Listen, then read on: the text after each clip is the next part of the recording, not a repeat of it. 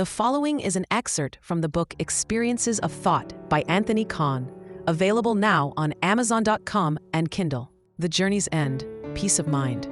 And now we reach the end of our journey, soon to disembark back into the hustle and bustle of the business of everyday life. But it is good to take a breather sometimes and reflect on why we play the game and what it's all about. There is a certain peace of mind that comes from stepping back from it all and considering that there might actually be some grand purpose in the end, and that our lives are not just fleeting bleeps in a meaningless eternity. Far from it.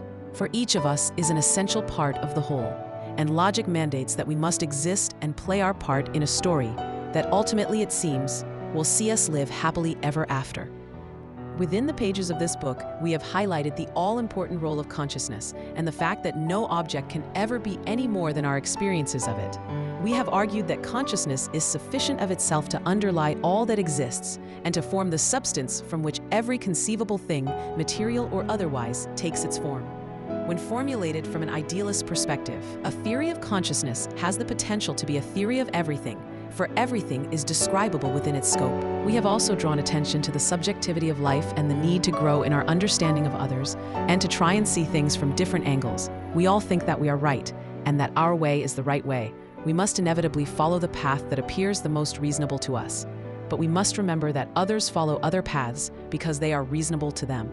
In the end, it seems that we must reserve judgment for ourselves, because we are not qualified to judge the actions of another, not being fully acquainted with the experiences that inform them. Yes, we can judge actions as harmful and try to protect others from perpetrating them or falling victim to them, but we must remember our jurisdiction and act to help and teach, not merely to punish. In a similar vein, we have frequently encountered the uncertainty within which we must make our decisions.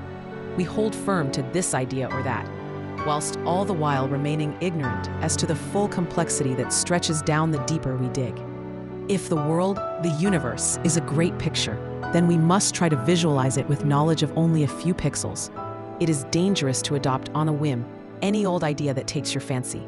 However, it is also dangerous to look upon the world with arrogance, as though we have all the answers bar a few loose threads of little consequence. We just don't know that and cannot know that. We should never forget that what many have deemed impossible has later come to pass. If there is one thing that is certain about life, it is a journey of discovery that never ends. We mustn't become too cocky too quickly, lest we miss the next big step in the journey. Ideas carry momentum, of course, and it is not always easy to change their trajectory, but it must happen, and we must do our best to be ready. Let us finish then by noting that each of us is the main character in a great book. A much more auspicious journey than our brief saunter together here. A pilgrimage that we call life, where the shrine we seek is wisdom and the path is growth. The length of the journey is largely dependent on us and our ability to discern the most fruitful path. It is a curious expedition, where stopping on our way to help another is often a shortcut, whilst direct pursuit of our own interests is a lengthy detour through prickly brambles. But of course, we do not begin the journey with discernment and must take many a prickly path before we understand. Yet, in the end, the journey will succeed, and we will all gaze upon wisdom. We will all one day be great of mind. We are mind, utterly and completely. There is no part of us that is not our mind, and nothing conceivable except that which we conceive. Quite literally, everything we could ever imagine, the entirety of our world, it is all in the mind. But we are one of many minds and must persist in asking questions if we are to grow. Every time we engage with another, we exchange pieces of mind. Every time we listen, we add a piece of others' minds and thus enrich our own. Every mind is special, for there is nothing more remarkable or more important than consciousness.